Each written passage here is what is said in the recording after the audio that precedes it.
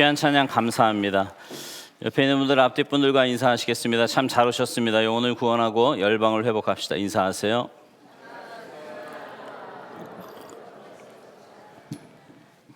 오늘은 마지막 주일이니까요. 24절까지 함께 암송하도록 하겠습니다. 암송 못하시는 분들은 성경을 직접 보시고요. 가능하시면 암송을 함께 하면 좋을 것 같습니다. 함께 암송합니다. 시작. 형제들아, 내가 너희에게 전한 복음을 너희에게 알게 하노니 이는 너희가 받은 것이요 또 그 가운데 선 것이라. 너희가 만일 내가 전한 그 말을 굳게 지키고 헛되이 믿지 아니하였으면 그로 말미암아 구원을 받으리라.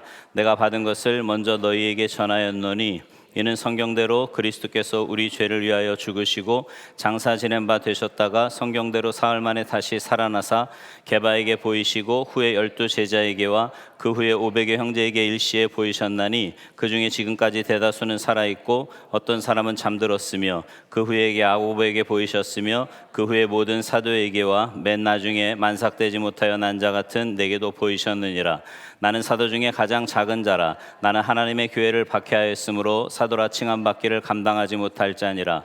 그러나 내가 나된 것은 하나님의 은혜로 된 것이니 내게 주신 그의 은혜가 헛되지 아니하여 내가 모든 사도보다 더 많이 수고하였으나 내가 한 것이 아니요 오직 나와 함께 하신 하나님의 은혜로라.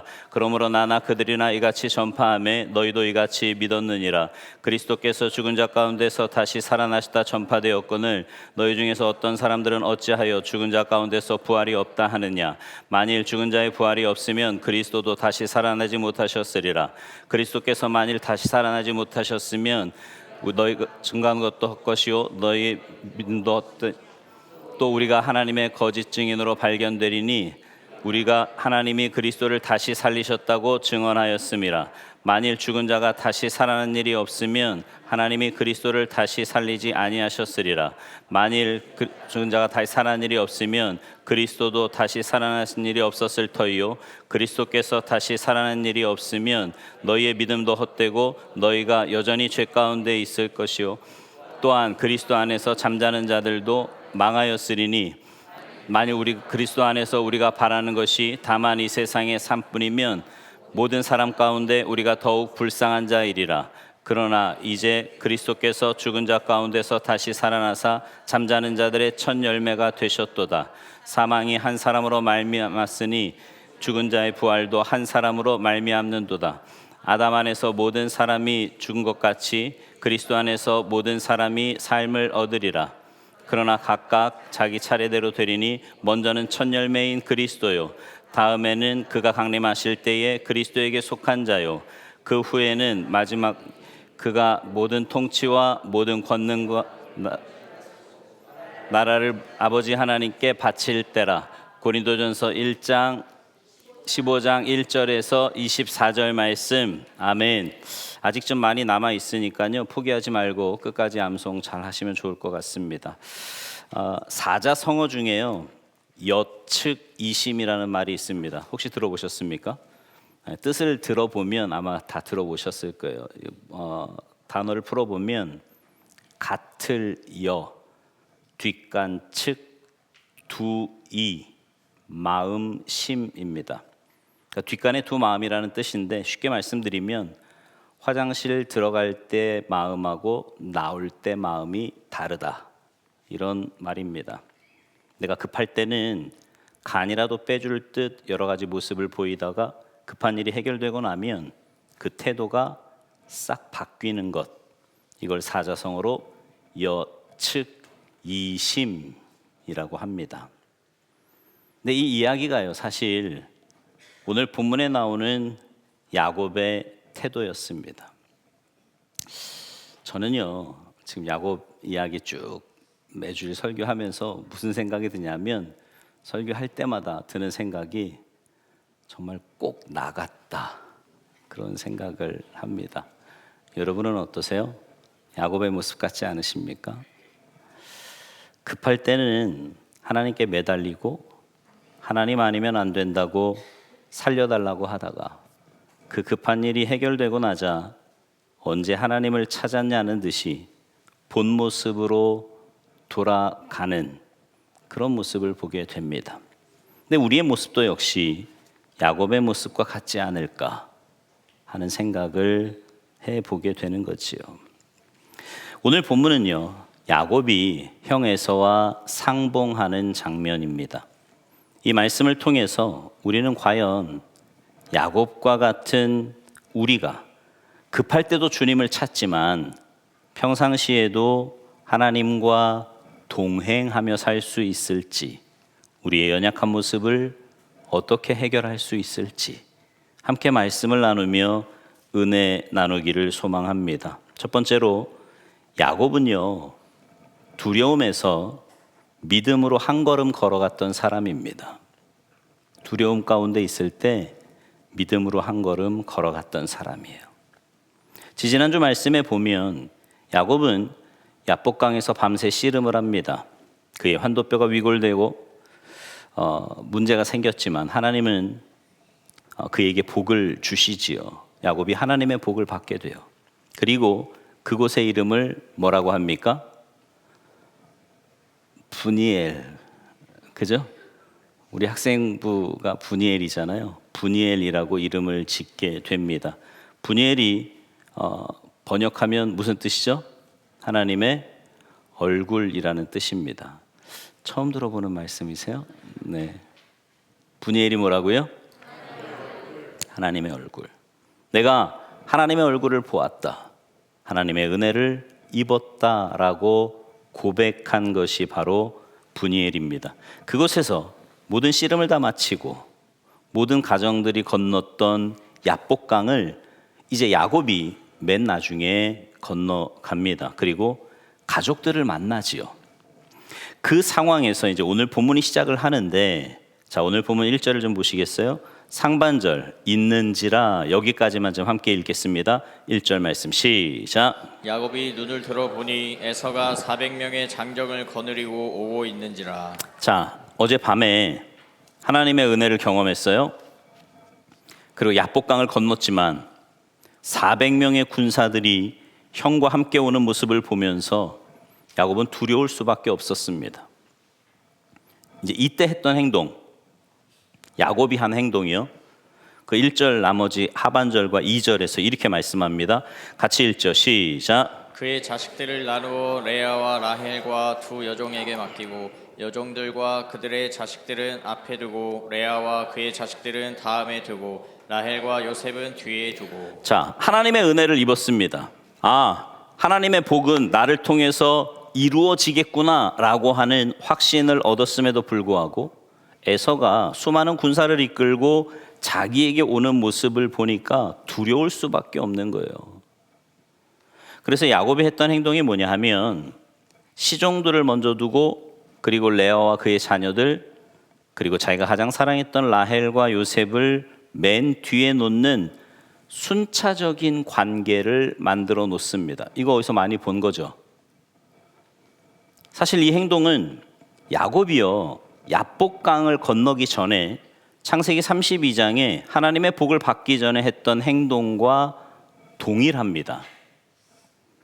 자신의 재산, 자신의 가족들을 정렬시키고 앞에 무리와 재산들을 에서가 치면 뒤에 내가 사랑했던 그 라헬과 요셉을 데리고 도망가겠다라고 하는 심산이 하나님의 복을 받기 전과 복을 받은 이후의 모습이 달라진 게 하나도 없어요. 그런데 예전과 딱 하나 달라진 게 있습니다. 여러분, 예전의 모습은요, 자, 오늘 본문 바로 앞에 창세기 32장 20절을 좀 보시겠어요? 20절 같이 읽어보죠. 시작. 또 너희는 말하기를 주의 종 야곱이 우리 뒤에 있다 하라 하니 이는 야곱이 말하기를 내가 내 앞에 보내는 예물로 형의 감정을 푼 후에 대면하면 형이 혹시 나를 받아주리라 함이었더라. 여러분, 야곱이 지금 어디 있대요? 예전에 야곱은 모든 행렬을 나눈 뒤에 어디 있어요? 맨 뒤에 있었다고 합니다. 예물로 형의 마음을 완화하고 그럼에도 불구하고 형이 자기의 자녀들과 자기 예물을 빼앗으면 여차하면 맨 뒤에 있는 자기가 가장 사랑하는 라헬과 요셉을 데리고 도망가겠다고 하는 심산으로 맨 뒤에 있었던 것이 하나님의 복을 받기 전 야곱의 모습이었습니다. 그런데 하나님의 복을 받은 후에도 여전히 행렬은 만들었거든요. 동일하게 행렬은 만들었지만 야곱의 태도가 바뀌었어요. 자, 3절 보세요. 3절 보니까 자기는 어디서 나아갔대요? 그들 앞에서 나아가되. 행렬을 짓는 건 똑같았어요. 예물을 두고 종들을 두고 첫째 아내 레아와 그의 자녀들, 둘째 아내 라헬과 요셉을 두는 행렬은 똑같았지만 예전에는 야곱이 어디 있었다고요? 맨 뒤에 있었는데 하나님의 복을 받고 나서는 어떻게 돼요? 모든 행렬 앞에 나왔다, 이렇게 이야기하고 있습니다. 아직까지 야곱의 인간적인 모습은요 그대로 드러나 있습니다. 야곱이 야복강가에서 밤새 하나님과 기도하며 씨름하며 승리해서 갑자기 야곱이 믿음의 전사로 변한 게 아니에요. 그의 삶이 180도 변하고 예전에 했던 그런 속이고 계획했던 성격이 완전히 바뀐 것도 아닙니다. 여전히 그 모습 그대로 갖고 있어요. 여전히 두렵습니다. 그러나 결론은 하나님을 의지하는 믿음이 자신의 계획보다 조금 더 커졌다는 거예요. 믿음이. 그래서 야곱의 발걸음이요, 하나님을 신뢰하는 믿음으로 한 걸음 나아가게 되었다는 거지요. 한 걸음보다 좀 더 갔지. 맨 뒤에서 맨 앞으로 갔으니까. 그죠? 여러분, 우리도 마찬가지입니다.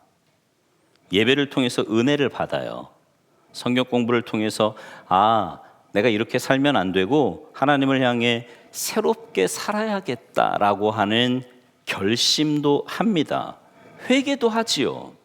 그런데 그때만 잠시예요. 그렇게 은혜 받는다고 해서 우리의 삶이 180도 확 바뀌던가요? 여러분 어떠세요?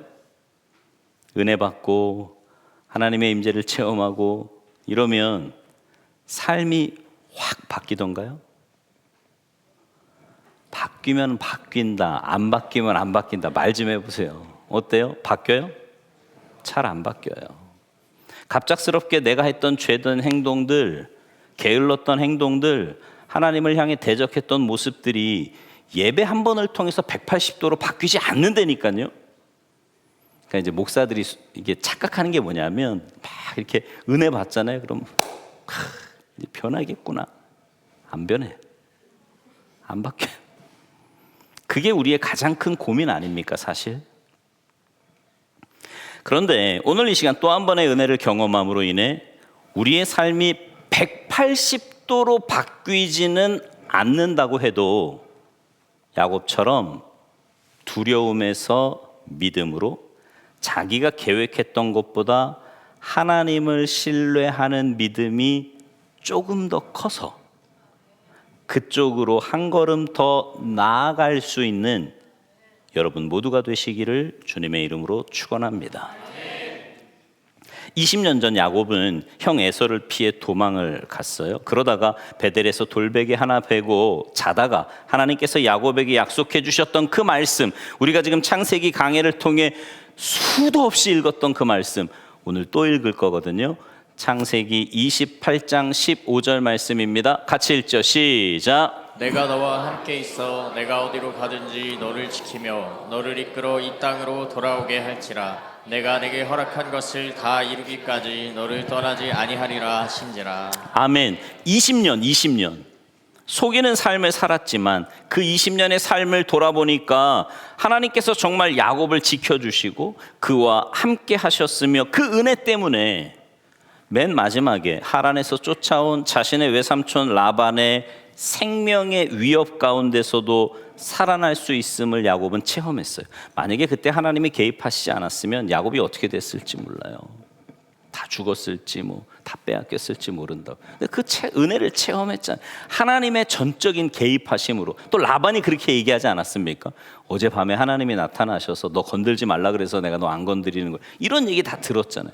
은혜를 체험한 거지요. 그렇게 은혜를 체험했지만 어때요? 여전히 두려워요. 400명의 군사를 이끌고 오는데 평안이 오는 게 아니라 죽이겠다고 달려오는, 먼지를 풀풀 날리며 오는 그 형 앞에서 여러분 어찌 두렵지 않겠습니까? 제가요, 이 일부 때도 그런 얘기 잠깐 했는데 이 설교를 준비하면서 가끔 이렇게 생각을 해보거든요. 다윗도 그렇고요, 야곱도 그렇고 생명의 위협을 받는다. 여러분 혹시 지금까지 사시면서 누가 나 이렇게 죽이겠다고 하는 생명의 위협 받아보신 적 있으세요? 없죠? 네. 그러니까 우리는 사실 이게 어떤 두려움인지 잘 몰라요. 근데 조금 상상해 보면 굉장히, 그러니까 사람이 가질 수 있는 가장 극한의 공포가 이 죽음의 공포 아닐까요?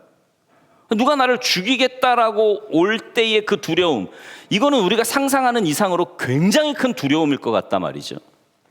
근데 그럼에도 불구하고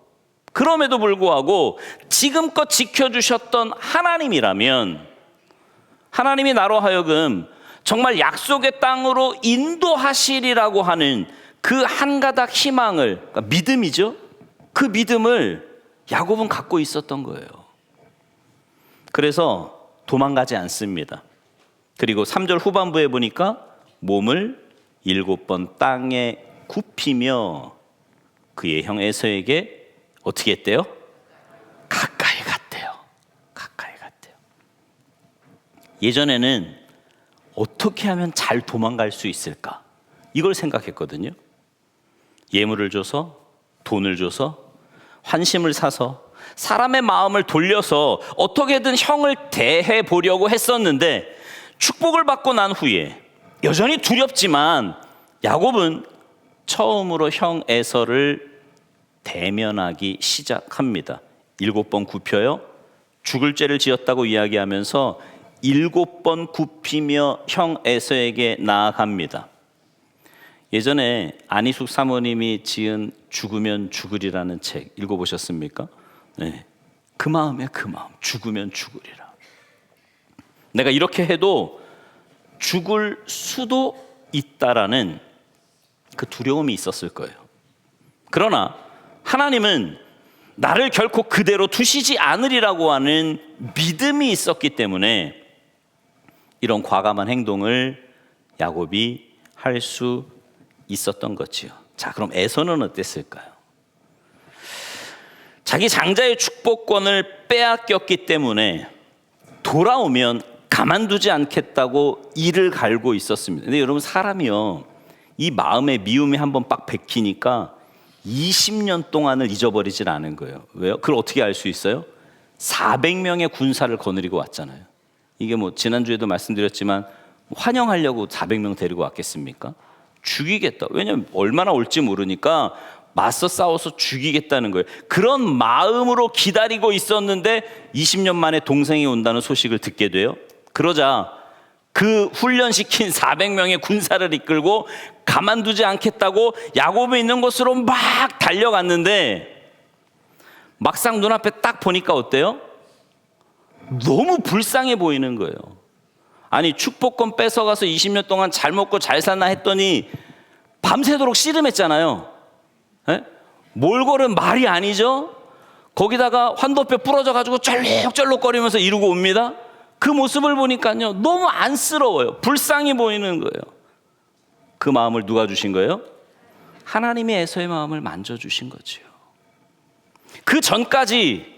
그 전에까지는요, 내가 가만두지 않겠다, 몰살시키겠다, 이런 마음으로 군사를 이끌고 왔는데 하나님께서 에서의 마음을 만져주시니까 그 동생 야곱이 불쌍해 보이기 시작한 거예요. 그래서 잠언에 그런 말씀 하시잖아요. 우리가 하나님을 기쁘시게 하면 하나님이 원수까지도 친구 되게 하신대요. 네. 그의 마음을 부드럽게 하시고 야곱을 따뜻하게 영접할 수 있도록 하셨습니다. 그래서요, 4절에서 이렇게 이야기합니다. 4절 보시죠. 같이 읽어요. 시작. 에서가 달려와서 그를 맞이하며 안고 목을 어긋맞추어 그와 입맞추고 서로 우니라. 하나님께서요, 역사하셨다라는 것 외에는 이 상황을 설명할 수 있는 어떤 단어도 어떤 문장도 없어요. 이건 정말 하나님의 전적인 역사하심입니다. 하나님께서 야곱과 함께하는 군대로 함께하시고 야복 강가에서 씨름하셨지만 여전히 야곱은 형 에서가 두려웠어요. 그러나 하나님께서 그 형 에서의 마음도 바꿔주셔서 형제가 서로 상봉하게 하셨습니다. 야곱의 생각과는 달리 그를 따뜻하게 맞아주었어요. 마치 수십 년간, 왜 예전에 우리 이산가족 찾기 보신 적 있으시죠? 몇십 년 만에 만나니까 막 울고 막 이거, 그죠? 그때 유행했던 게 있어요. 몸에 하나씩은 있어야 된다, 뭔가. 막 우리끼리 막 그런 얘기 했거든요. 전 귀에 점이 있어가지고 난 이거면 돼, 뭐 이러면서 뭐 그런 얘기 했었는데, 어쨌든 그런 것처럼 이산가족 상봉한 것처럼 막 서로 부둥켜 안고 울었다고 이야기합니다. 여러분, 이런 에서의 영접을 받았을 때 야곱의 마음이 어땠을까요? 수십 년간 쫓겨왔던 그 생활, 형이 오면 내가 죽을 수도 있다는 그 두려움, 그 공포, 그런 두려움과 멍해가 형이 자기를 딱 안는 순간 아마 눈 녹듯이 다 사라졌을 거예요. 무엇보다 하나님의 은혜를 굉장히 크게 느꼈을 것 같아요. 형한테 이렇게 딱 안기는 순간 하나님이 정말 말씀하시는 대로 이끌어 가시는구나. 내 눈에 불가능한 것 같고 도저히 용납되지 않을 것 같았는데 하나님께서 베델에서 약속하신 그 말씀대로 정말 이루어 가시는구나. 그분은 정말 거짓이 없으시구나. 그분이 하셨던 모든 것, 그분이 약속하신 모든 것을 이루시는구나라고 하는 확신이 그의 마음에 섰을 거라고요.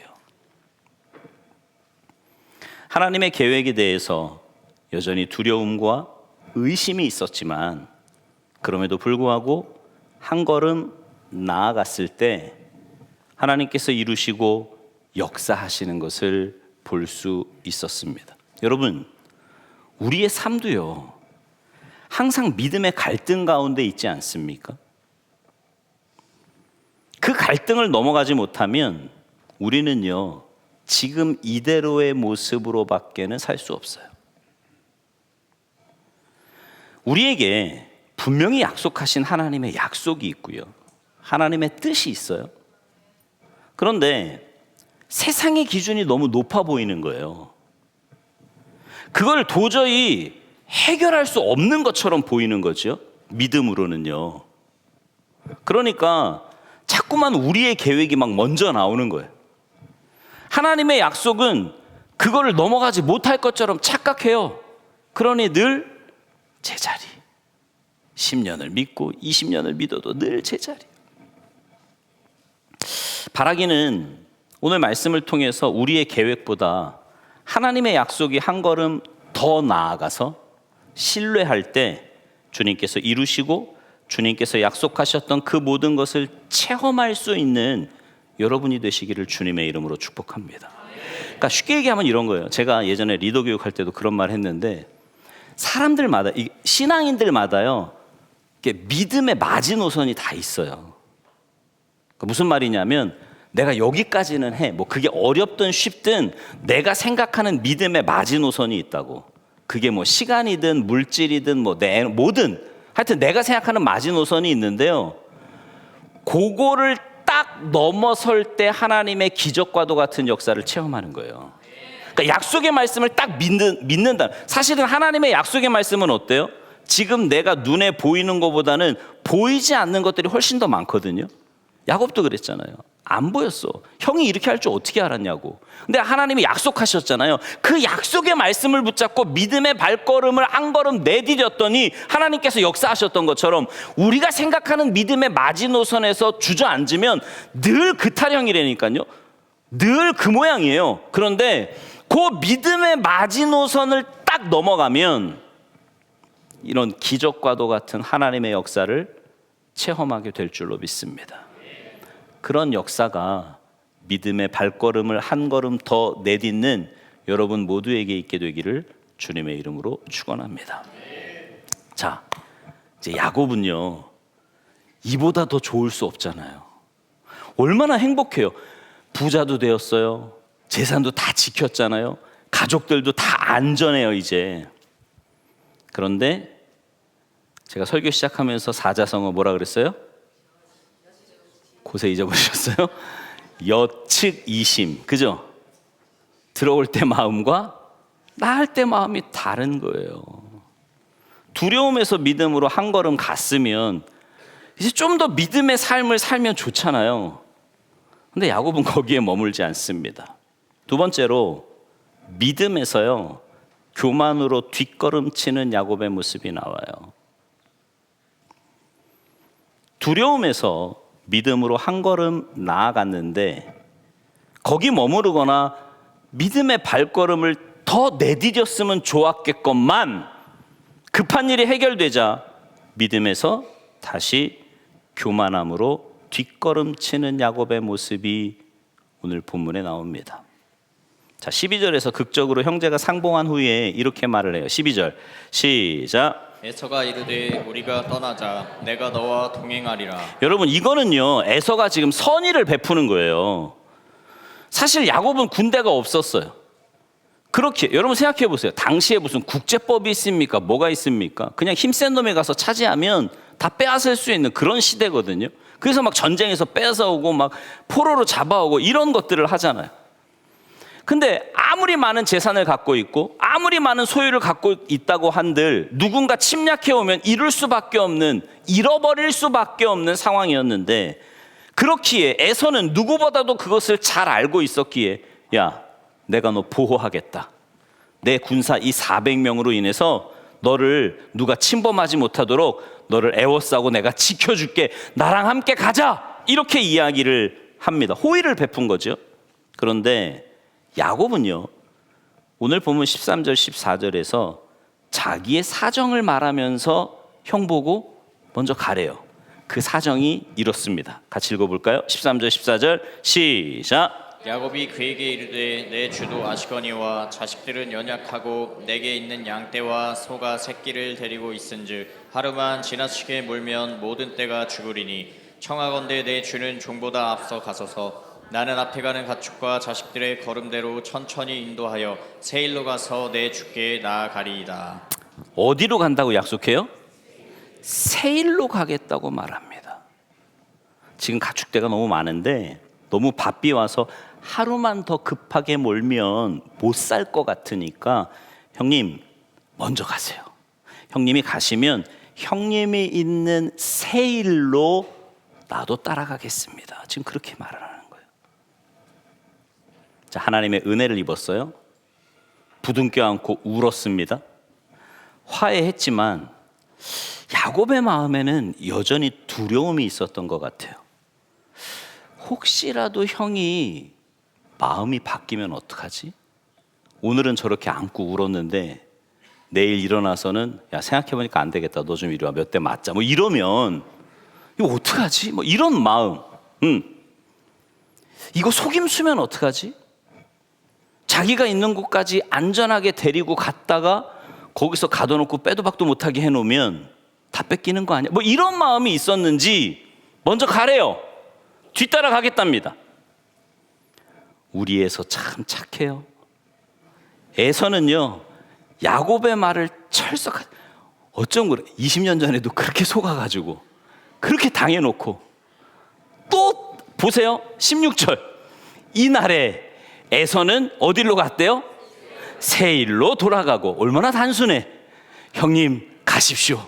먼저 가시면 따라가겠습니다. 그래? 알았어. 나 먼저 갈게. 너 따라와. 이러고 가요.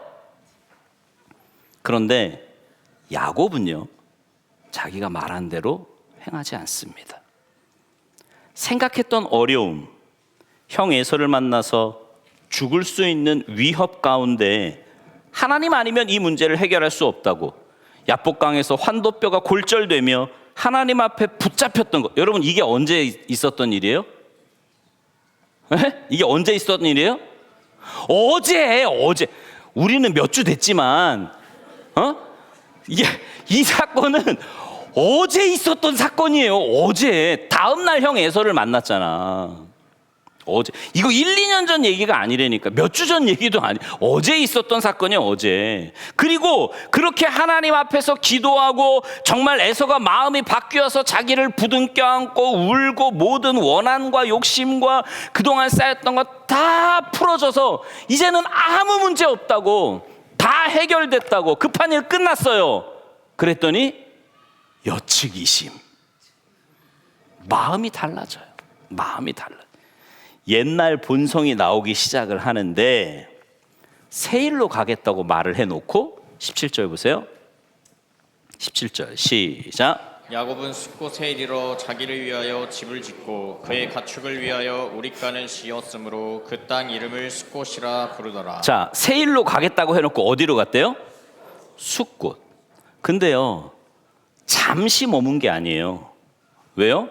자기를 위해서 뭘 지었대요? 집을 짓고 가축을 위해서 우리깡까지 만들었대요. 무슨 말이에요? 나 여기서 한동안 살겠다. 한동안 살겠다.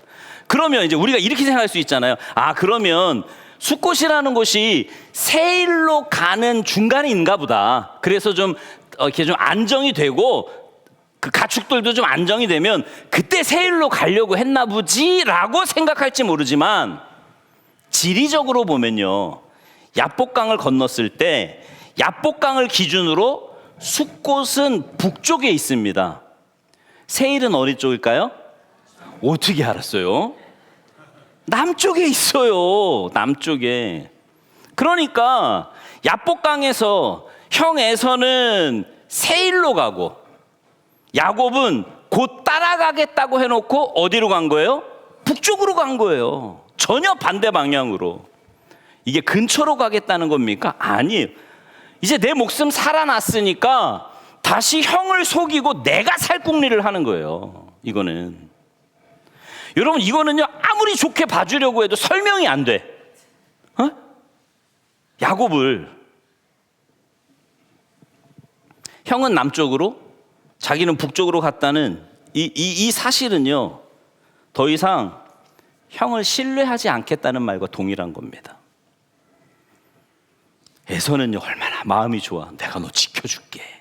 나 400명 있거든. 너 지켜줄 테니까 함께 가자. 먼저 가세요, 형님. 저는 천천히 가겠습니다. 이러고 딴 데 가. 에서가 얼마나 배신감 느꼈을까요? 옛 성품이 다시 나온 거죠. 형을 속였던 그 모습이 또 다시 나와서 형을 속이고 형을 남쪽으로 보내고 자신은 북쪽으로 가서 집 짓고 우리간 짓고 그리고 살겠다는 거예요. 거기서 얼마나 머물렀는지를 성경은 말씀하지 않습니다. 네. 뭐 거기서 몇 년을 지냈다 이런 얘기 아예 없어. 열받은 것 같아, 쓴 사람도. 없고 그 다음에 이제 18절 말씀이에요. 18절 보세요. 같이 읽습니다. 시작. 야곱이 바단 아람에서부터 평안히 가나안 땅 세겜 성읍에 이르러 그 성읍 앞에 장막을 치고. 자, 여러분, 이 세겜은요, 가나안 땅이 맞아요. 그러니까 무슨 말이냐면 요단강을 건너서 약속의 땅에 들어왔다, 이 말을 하는 겁니다. 그런데 여러분, 야곱이 하나님께 서원한 곳은 어디예요? 야곱이 하나님께 서원해서 다시 돌아오겠다고 한 곳은 어디냐고? 베델. 그죠? 베델이잖아요. 우리 매주 이거 들은 말씀 아니에요? 그죠? 베델이잖아요. 그러면 야곱과 그의 가문은 어디로 갔어야 맞아요? 세겜이에요? 베델이에요? 당연히 베델로 갔어야죠. 그런데 하나님을 씨름했던 분이엘에서 세일로 형을 따라가지도 않고 베델로 하나님과 약속했던 베델로 가지도 않고 숫곳이라는 북쪽에 거쳤다가 몇 년 있었는지도 몰라요. 거기서 살다가 집을 졌으니 뭐 하루 이틀 살았겠어? 그죠? 최소 몇 년은 살았겠지. 그리고 난 다음에 그곳을 거쳤다가 세겜이라는 곳으로 갔다고 이야기합니다. 그러면 세겜에 가서 뭘 했나? 야곱이 19절 시작. 그가 장막을 친 밭을 세겜의 아버지 하몰의 아들들의 손에서 베크시타에 샀으며 뭘 했다는 거예요? 땅을 샀다는 거예요. 땅을. 여러분, 이 땅을 샀다는 말은 집을 짓고 우리간을 짓는 것과는 차원이 다른 얘기입니다. 땅을 샀다는 건 무슨 뜻이에요? 평생을 거기서 살겠다 이 말이에요. 평생을 살겠다. 물론 세겜이 가나안 땅이고 베델에서 가깝다고 해도 세겜은 베델이 아닙니다. 하나님께 서원한 곳이 아니라고요. 다시 돌아오겠다고 한 곳이 아니라니까요. 가깝지만 베델은 아니에요. 야곱은 이렇게 생각했을지도 모릅니다. 이 정도면 됐지. 이 정도면. 베델은 아니지만 약속의 땅에 들어왔잖아. 그럼 된 거 아닌가? 어려운 고비를 지나자 형에게도 거짓말을 하고 하나님과의 약속도 지키지 않습니다. 땅을 사고 그냥 거기서 지내겠대요. 어려운 문제가 다 해결되자 그렇게 붙잡고 하나님께 애원했던 그 마음 온데간데 없이 사라져 버렸습니다. 여측이심, 다시 형을 속이기 시작하는 야곱의 모습이 나와요. 교만해진 거죠. 하나님 자리에 이제 자기가 다시 앉기 시작한 거예요. 여지껏 그렇게 살았잖아. 야곱은 자기가 하나님이었거든요. 자기 인생의 주인이 자기였다고. 그래서 자기가 머리 굴리고 자기가 속이고 자기 뜻대로 살았던 사람이 야곱이었는데, 정말 해결할 수 없는 문제 앞에서는 그냥 살려달라고 애원하더니 그 문제가 다 해결이 되고 나니까 다시 그 모습으로 딱 나와요. 다시 자기가 하나님 된 거예요. 그리고는 20절 보세요. 20절 같이 읽어요. 시작. 거기에 제단을 쌓고 그 이름을 엘로헤 이스라엘이라 불렀더라. 여러분, 세겜의 이름을 바꿔서요 엘로헤 이스라엘이라고 불렀는데 이 뜻이 뭐냐면 하나님은 이스라엘의 하나님이다, 이렇게 이야기하면서 제단을 쌓고 예배를 드렸다는 겁니다. 이 모습만 보면 굉장히 신앙인인 것 같이 보여요, 야곱이. 근데 이건 하나님이 원하시는 방법이 아닙니다. 여러분, 이거를 구분할 줄 아는 것도 사실은 신앙인이 가져야 될 지혜예요. 제단은 원래 어디서 쌓았어야 된다고요? 베델에서 쌓았어야 돼요. 세겜이 아니라니까. 엘로에 이스라엘이라고 지칭하는 곳이 아닌, 하나님께 약속하셨던, 돌베개 뱉던, 나도 돌아오겠다고 이야기하고 하나님도 나도 너를 인도해서 돌아오게 하겠다고 약속하셨던 그 베델로 가야 했던 겁니다, 야곱은. 그런데 가지 않아요. 근처에 가서 마치 하나님을 찬양하듯 제단을 쌓고 예배합니다. 굉장히 멋있는 모습, 굉장히 신앙인의 모습인 것처럼 보이지만 하나님 원하시는 방법 아니에요. 야곱은 단을 쌓아야 할 곳이 세겜이 아니라 베델이었다고요. 자, 창세기 31장 13절에 보면 이런 말씀 나오거든요. 같이 읽습니다. 시작. 나는 베델의 하나님이라. 내가 거기서 기둥에 기름을 붓고 거기서 내게 서원하였으니 지금 일어나 이곳을 떠나서 내 출생지로 돌아가라 하셨느니라. 베델로. 에? 너도 기름 붓고 약속했잖아. 나도 너에게 돌아오게 하겠다고 약속했잖아. 서원한 그곳, 나도 약속한 그곳으로 돌아와라. 내가 너에게 복 주겠다고 약속한 곳으로 돌아오라고 말씀하십니다. 그런데 어려운 문제가 딱 끝나니까 추측해 보건대 세겜 땅이요 굉장히 좋은 땅이었던 것 같아요. 살기에 많은 가축들 데리고 그 많은 가족이 살기에 좋았던 땅이었던 것 같습니다. 그러니 그 평안함을 계속 누리고 싶은 거지요. 그래서 야곱은 하나님과 했던 약속 잊어버립니다. 그리고 자기 마음대로 거기다 제단을 쌓아요. 흉내는 내죠? 그리고 하나님의 이름을 불렀어요. 신앙인 같죠? 모든 문제가 해결되자 형도 아버지도 속이고 자기 마음대로 했던 그 믿음에서 교만으로 뒷걸음치는 야곱의 모습이 보입니다. 여러분, 이제 우리가 다음 시간에 보겠지만 하나님은 그런 야곱을 징계하십니다. 그리고 베델로 올라갈 수밖에 없는 상황이 만들어져요. 여러분, 이게 우리의 모습 같지 않습니까?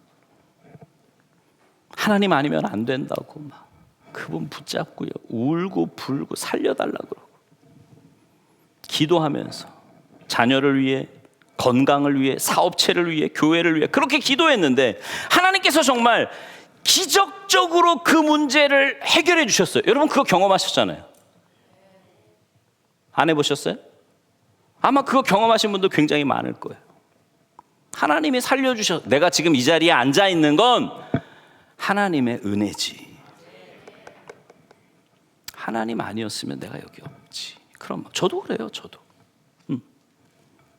그때 서원했던 약속, 그때 하나님께 나아가려고 했던 그 마음, 하나님 앞에 막 남발했던 그 약속들, 그죠?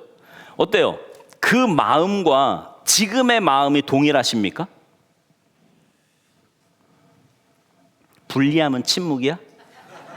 대답 좀 해보세요. 마음과 그때 내가 하나님 앞에 했던 그 마음하고 지금 마음하고 동일해요? 안 동일해요?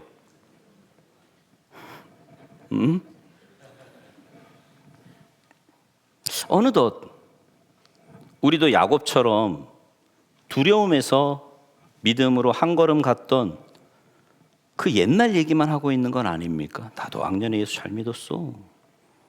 내가 얼마나 열심히 봉사했었는데. 이런 얘기만 하고 있는 건 아니냐고요. 어느덧 믿음에서 내가 그 자리에 주인이 되어 하나님께 서원했던 거 다 잊어버리고 그냥 그저 그렇게 신앙생활하며 세상과 타협하며 믿음에서 교만으로 뒷걸음친 우리의 모습은 아닌지. 정말 주여지요. 자, 고린도전서 10장 12절 우리가 잘 아는 말씀인데 같이 읽어보죠. 시작. 그런즉 선줄로 생각하는 자는 넘어질까 조심하라. 이제 이만하면 됐다. 이보다 좋을 순 없지. 이 정도면 신앙도 하나님 보시기에 괜찮은 것 같아요. 내가 예배를 빠지기를 해, 하나님의 그 11조를 떼먹기를 해. 나는 이 정도면 괜찮아. 남들 보기에 아름다운 것 같아요. 근데 이 정도면 됐어라고 하는 그 순간, 교만한 그 순간, 우리는 다시 하나님 자리에 올라가서 교만한 모습으로 뒷걸음치고 있는 거예요. 여러분이요, 신앙생활하면서 하나님 앞에서 가난한 마음으로 회개하고 내 모습을 내어놓는 그 마음이 없다면 여러분은 이미 이만하면 됐지가 무의식 속에 깔린 거예요. 이만하면 됐지. 그리고 이만하면 됐지는 뭐냐면 교만의 극치입니다. 그거는 내가 하나님 자리를 차지하고 있는 거예요. 우리가 이래요. 연약합니다. 하나님께 기도하고 그렇게 울부짖은 게 어떤 분은 일주일 전일 수도 있어요. 어떤 분은 한 달 전일 수도 있고, 아니 어떤 분은 야곱처럼 어제일 수도 있어요. 내가 이번 금요기도 때 정말 진하게 기도 한번 했는데 막 이러면서. 근데 그 마음 평생 갖고 가겠다고 이야기를 했는데 그 문제가 딱 해결이 되는 순간 어떤 분 그러시더라고요. 목사님, 저 이번에 기도 여행 가서 응답 받았어요. 할렐루야. 얼마나 좋아요. 근데 그 순간 다시 옛날 마음으로 돌아가 있지는 않은지. 연약해요, 우리가. 여러분, 그래서 하나님의 도움이 필요한 거예요. 우리의 연약한 모습, 있는 모습 그대로 하나님 앞에 나아가야 할 줄로 믿습니다. 하나님은요, 그렇게 있는 모습 그대로 나아갈 때 책망하지 않으십니다. 징계하지 않으신다고요. 또 실패했다고요. 괜찮아요. 또 넘어졌다고요. 괜찮다니까요. 똑같은 문제로 수백 번 기도해서 더 이상 기도하기도 미안하고 죄송하다고요. 괜찮다니까요. 왜냐하면 하나님은 우리의 연약함을 아시는 분이기 때문입니다.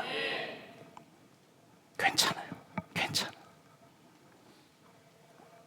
그 연약함에도 불구하고 하나님은 또 한 번 믿음으로 한 걸음 나아가 하나님 앞에 나아오기를 원하십니다. 우리 모두가 그렇게 믿음으로 주님 앞에 나아갈 수 있기를 소망합니다. 여러분, 연약함이 문제가 아니고요, 안 연약한 척하는 게 문제예요. 연약하면 연약한 대로 나아가십시오. 그러면 하나님이 그 연약함을 하나님의 능력의 통로로 사용하실 줄 믿습니다. 이런 은혜가 여러분 모두에게 풍성하게 임하시기를 주님의 이름으로 축원합니다. 찬양하겠습니다.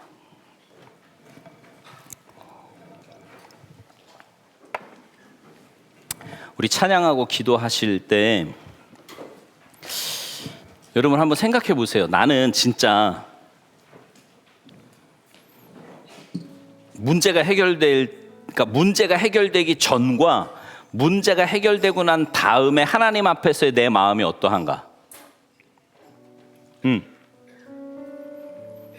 그리고 또 하나, 나는 여러분이 어떤 상황에 있어도 안 연약한 사람은 아무도 없어요. 네? 무슨 말인지 아시겠어요? 내가 지금 아무리 젊고 건강하고 돈이 있고 사회적인 지위 아무리 그래도 그거 아무 소용 없는 거예요. 하나님 앞에서.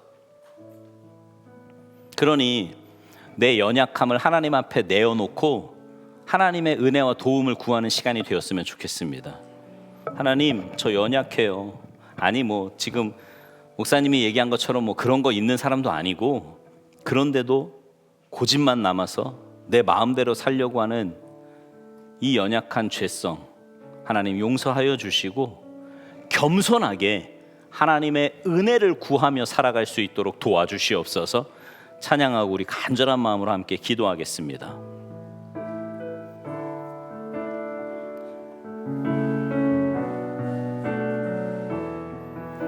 주여, 우린 연약합니다. 주여, 우린 연약합니다.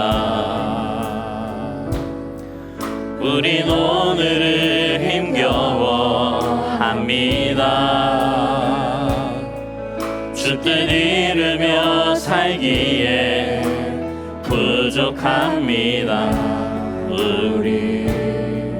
우린 연약합니다. 주여, 우린 넘어집니다.